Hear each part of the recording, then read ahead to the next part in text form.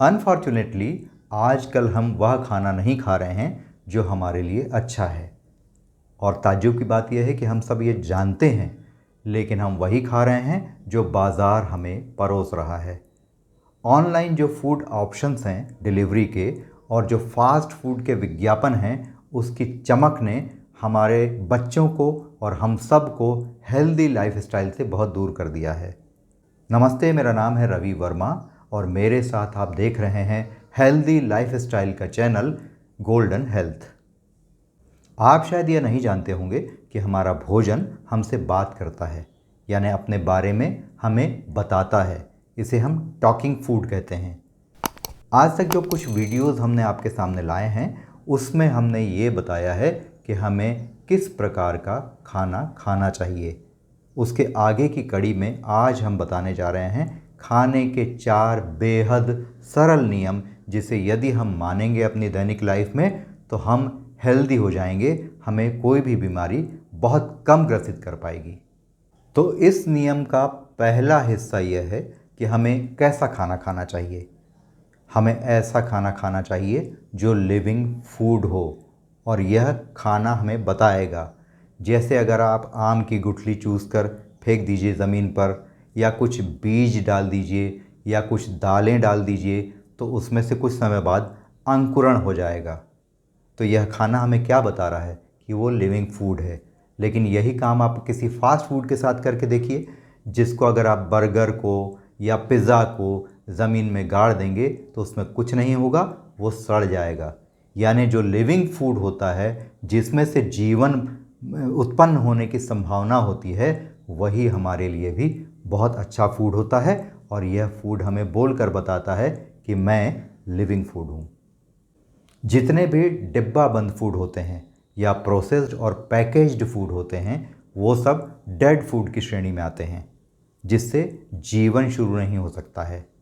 तो यहाँ हमने सबसे पहले जो सीखा वो ये सीखा कि हमें प्लांट बेस्ड लिविंग फूड ही खाना चाहिए, जो हमारी सेहत के लिए बहुत अच्छा होता है। यानी अगर कोई फूड बाज़ार से आता है और डिब्बे में बंद होता है तो उसे खोलिए मत। जब लिविंग फूड हम खाते हैं, प्लांट बेस्ड लिविंग फूड खाते हैं, तो ये हमारे शरीर में लाइफ का निर्माण करते हैं, न्यू सेल्स का निर्माण करते हैं, जिससे हमारी सेहत सुधरती है और हमारे शरीर से टॉक्सिन्स बाहर होते हैं। अब इस भोजन को भी करने का एक नियम है। हालांकि नियम बड़ा सरल है, लेकिन आजकल बहुत कम लोग उसको मानते हैं। वो नियम ये है कि हम ताज़ा भोजन करें जो 3 घंटे पहले ही बनाया गया हो, अधिक से अधिक।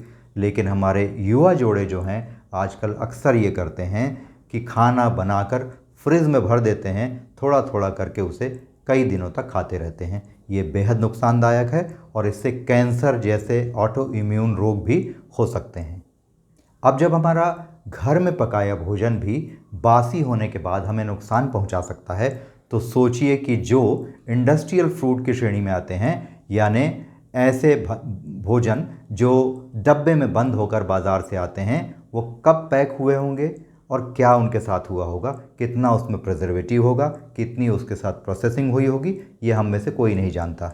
उनकी शेल्फ लाइफ बढ़ाने के लिए अनेक तरह के केमिकल उसमें डाले जाते हैं, लेकिन ये उस फूड की शेल्फ लाइफ तो बढ़ा देते हैं, लेकिन हमारे शरीर के, हमारे जीवन की शेल्फ लाइफ को कम कर देते हैं। दूसरा नियम यह है कि हम होलसम फूड खाएं। होलसम फूड क्या होता है? जैसे प्रकृति ने हमें खजूर दिए हैं लेकिन चीनी नहीं दी है, नारियल दिया है लेकिन नारियल का तेल नहीं दिया है। यानी किसी भी तरह की छेड़छाड़ जब हम प्रकृति द्वारा दिए गए किसी भी चीज़ के साथ करते हैं तो उसका संतुलन बिगड़ जाता है, और यह हमारे बॉडी के हार्मोन्स का, हमारे बॉडी के सिस्टम का संतुलन भी बिगाड़ देता है। प्रकृति ने प्राकृतिक रूप से जो भोजन हमारे लिए दिया है, उसमें मिनरल्स, विटामिन्स, प्रोटीन्स, कार्बोहाइड्रेट बहुत ही संतुलित मात्रा में होते हैं, जो हमारे शरीर में आसानी से एब्जॉर्ब हो जाते हैं और जिससे हमें सेहत बनाने में मदद मिलती है। प्रकृति द्वारा दिए गए भोजन से कभी हमें नुकसान नहीं होता है। नुकसान हमें तब होता है जब इस भोजन के साथ हम छेड़छाड़ करते हैं।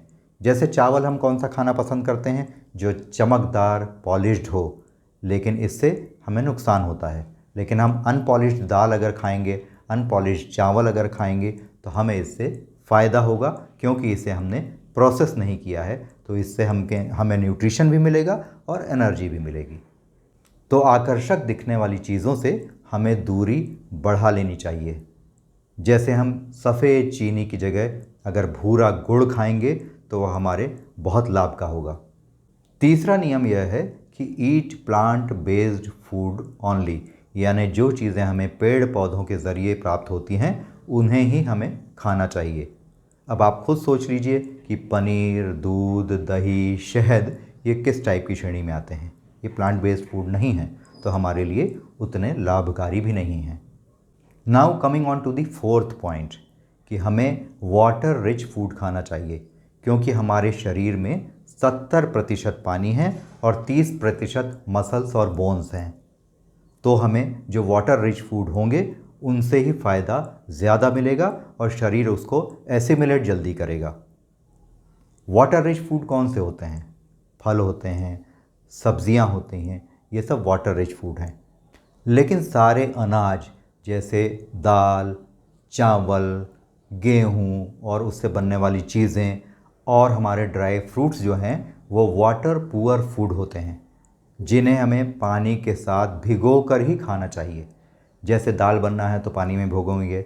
अगर आपको ड्राई फ्रूट्स खाने हैं तो हम कहते हैं कि रात भर इसको पानी में सोक कर दीजिए, ताकि वो कुछ हद तक वाटर रिच बन जाएं और हमारा शरीर उनको अच्छी तरह से एब्जॉर्ब कर पाए। ये जो ज्ञान है ये हमारे वैदिक साइंस का ज्ञान है, जिन्हें हम आदिकाल से जानते हैं। लेकिन अब क्या है कि दुनिया जो है वो एक ग्लोबल बाज़ार बन गई है, जहाँ कई तरह के माफिया ऑपरेट कर रहे हैं। जैसे food mafia, industrial food mafia डब्बा बंद भोजन बनाकर हमें यह बता रहा है कि हमें यही खाना खाना चाहिए। ड्रग माफिया हमें ये बता रहा है कि हमें कौन सी दवाइयाँ खानी चाहिए।